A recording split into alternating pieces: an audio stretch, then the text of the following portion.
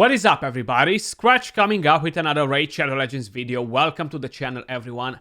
How are you guys doing today? Let me know in the comments down below. How is your day? What you've been up to? Hopefully, it went amazing. If it didn't, just stay strong in there because it's gonna get better. In today's video, guys, we're gonna have a look at the Dragon Dungeon hard mode. We're gonna try a couple of different teams. They're gonna be speedruns, so this will be pretty endgame. If you don't have these specific champions, it's fine. You're just not gonna be able to speedrun it, and it's not a problem. You know, like, you're gonna be able to make a team with... Use a Pythian, was a fusion champion. If by any chance you were not playing when the Pythian fusion was on, probably you're just not ready to move to the most endgame content, and I would suggest you, in a friendly way, to farm some of the lower stages, and slowly and surely you'll be getting at the hard mode as well. Just don't try to rush it, because it's just not gonna work good for you. It's just gonna create more frustration, you know?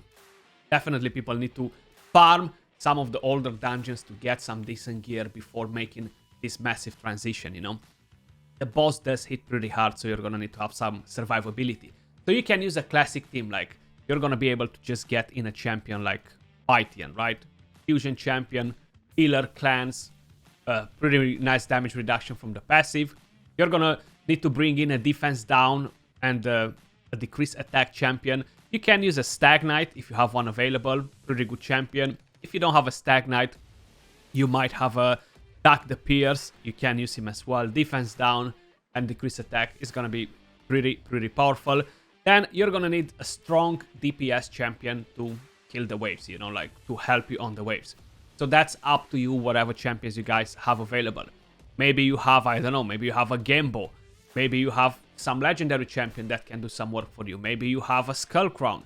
And then, of course, you're gonna need a minimum of 2 poisoners on this dungeon.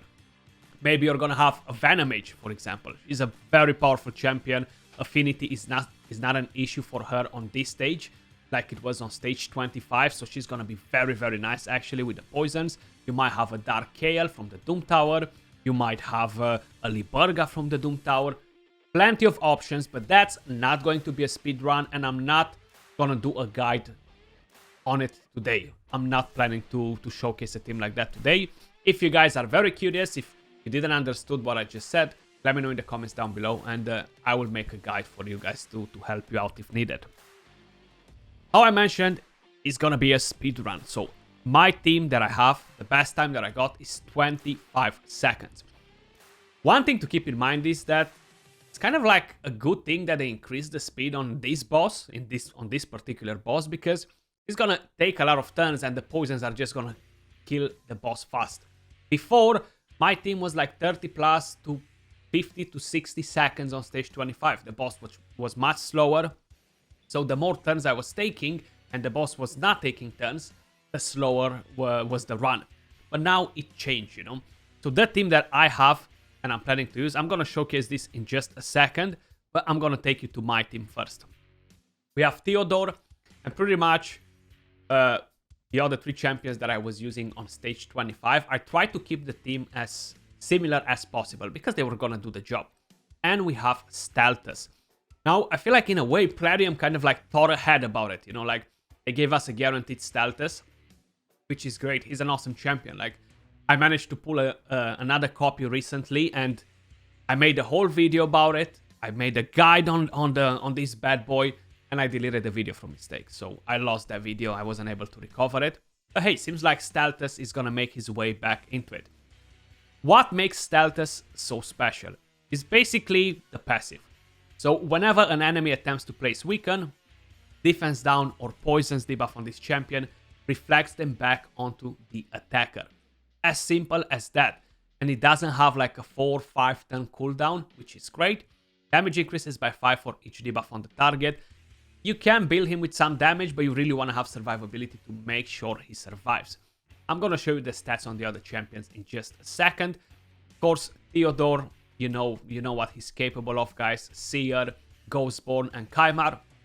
And I'm going to show you a different team without Ghostborn and without Theodore in just a second. But I just want to showcase my team first, and then I'm going to show you one that's a bit more accessible to the majority of people that have been playing the game for a while, you know.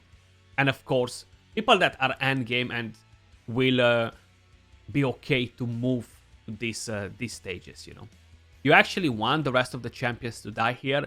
The faster Ghostborn and Seer dies, the faster the run, you know. And same with Kymar. Once he removes that increased attack on the very first run, let him die, you know. Nothing else matters. You just want him dead, basically. 29 seconds. This is kind of like the average. So it's under 30 seconds. Best time that I got was 25. Ghostborn won't get resisted on the waves. Theodore, he drops all the poisons that are being reflected back from Staltus. And then you see poor Staltus in here doing a massive job, right? Doing the carry with almost no damage because Theodore steals all his fun there, basically. pretty interesting, right? But there we go. We're getting at the boss very quick, you know. Seer just melting the waves. He's still the MVP. Once they die here, is actually even better. So if we're landing a Brimstone as well, that's actually pretty good. Because that's going to make the run a bit faster too. I have Brimstone on Staltus and on the Theodore. The only thing is Theodore gets to take a turn on the waves, you know. And it seems like he always lands it there. So then he has the cooldown.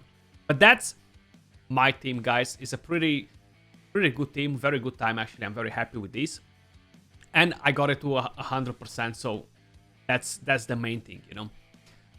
If we're going to have a quick look at a different one. Now, this is something that I've seen shared in my clan's Discord.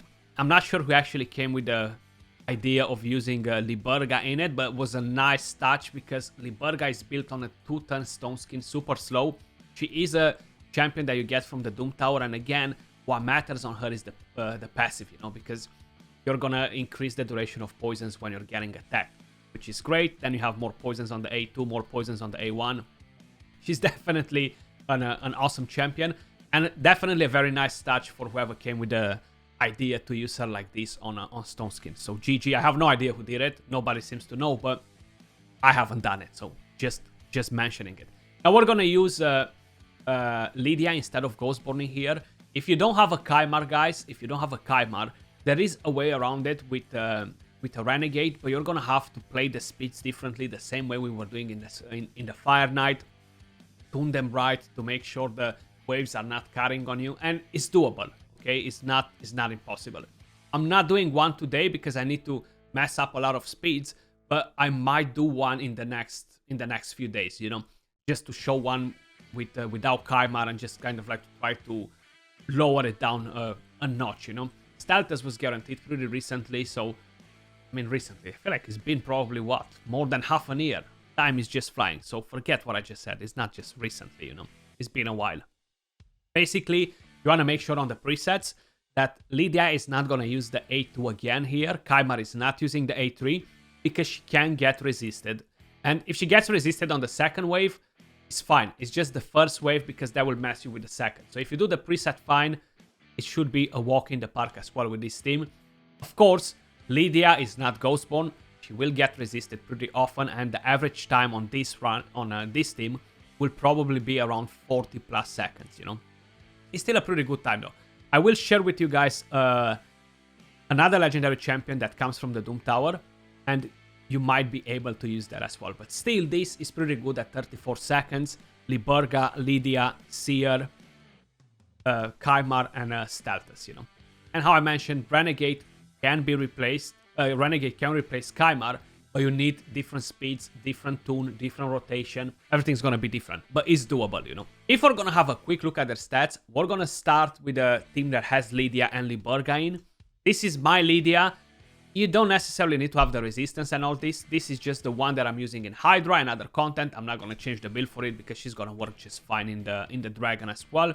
Total stats, you see, 73k HP, 3.1k defense. She's a bit tankier than usual. She's not gonna get one shot by the dragon, and that will slow down the run a little bit. The resistance doesn't matter. Accuracy is a bit of an overkill. 256 speed. Again, depending what speeds you have on the rest of the champions, that will you will need to adjust it accordingly, of course, after your own account. Masteries, offense, and support. Then we have Staltus. So he is on regeneration and immortal. he will kind of need both of them, honestly. And you want to give him as much HP and defense as possible. 4k plus defense and as much HP. 209 speed on him, no accuracy because he doesn't need that for the passive. So pretty much these are the stats that we have on him. 209 speed. I don't think if you'll make him over 245 speed necessarily to be one faster than the boss is really gonna make a massive difference, because you're only gonna miss on the first turn and you're still kind of like gonna go back and forward with the boss. So it's not really gonna make a massive difference all around. I do have 2 refresh accessories on him, but that's mainly because I didn't really had different banners that were much better than this. You know, I wanted to get HP and defense and main defense. Masteries, I do have offense and support 3. Now you could take instead of offense defense maybe and go with tough skin, get blast proof on it, get the cycle of revenge and allow him to rotate a bit faster. But I don't think is a necessity. Having War Master will give you a bit of extra damage. Life Drinker will allow him to kill maybe when he procs a War Master, when he's under 50% HP, you know. And then on support, this is not... I'm not sure if this works on the dragon with the poisons that he reflects back, but I just used the mastery to try it out and I didn't pay attention just yet. But I'm gonna have to look into it a bit more. I think it will work though. Sniper, I have it for the Brimstone and Spirit Haste, Cycle of Magic, just to allow him to buff that increased defense every now and then and stuff. Then we have my Kymar, it's just the Arena Kymar, speed, accuracy, speed, immunity, lots of speed, some accuracy, and yeah, this again, use whatever you guys have available with the build that you have. You don't need to follow this. I don't even have PvE masteries on him either. Seer, Savage, and crit damage, guys. You don't really need a lot of attack. You don't need to tank her too much with HP and defense. You want her to die at the boss. 228 speed. You don't need this speed either. I'm just using her in the Doom Tower, so like this, I don't get cut by no champions on the waves in the Doom Tower. 205, 210. You're gonna be fine with that. Full crit, 348 crit damage. I do have her Awakened at 4-star with Crushing Rend, and Masteries, War Master as tier 6. Offense, support. Liburga. So she is actually built on double stone skin. You just want to have accuracy, have her as slow as possible, and I do have this counterattack accessories on her because she might land a cheeky poison with a A1, you know. But these are the stats. You don't need necessarily to have so much HP and defense on her, honestly. I do have flat gloves, so you guys can see. Accuracy is a must, so you want to have over 320, 330 accuracy to ensure that you're gonna land the debuffs with the passive, which is just here. You're gonna want to switch this skill off when you get at the boss. You don't want her to use this, just A2 and A1. And masteries, none. I have no masteries on. I am planning to get them at some point, but not because of the dragon. I won't be using her on the dragon myself. I have Ghostborn on a shield and a perception, a bit of a damage build, hybrid-ish thing. Accuracy is mainly for the A1. And yeah, 4.3k attack, 271 speed, full crit rate, 221 crit damage, 363 accuracy. And you know him. Defense down, unresistible, and increased attack, which is great. This one needs accuracy here, that's why I have accuracy on him. And I have offense and support 3 as masteries on Ghostborn. And Theodore being the last champion here. Regeneration and Immortal. I am using him on the Spider, that's why I need him so fast. And these are the stats. 82k HP, 3k defense, 251 speed, 427 resistance, 281 accuracy. You might want to get a bit more resistance for the dragon, because sometimes he's not getting resisted, but he's still doing the job good enough, you know, and that's what matters. Offense and support 3 as masteries. Tier 6 we have War Master, and here right behind my big head we have Spirit Haste. That was all for this video, guys. Let me know your thoughts in the comments down below. What team you are using for the dragon? Have you started farming hard mode yet? Are you interested to see a team with Renegade instead of Kymar, and just kind of like to have a slightly better time than a traditional theme? If yeah, let me know in the comments down below, and I'll be organizing one in the near future. But that was all for this video. Much love, appreciate all of you guys watching, and I'll catch you all soon in the next one. Peace.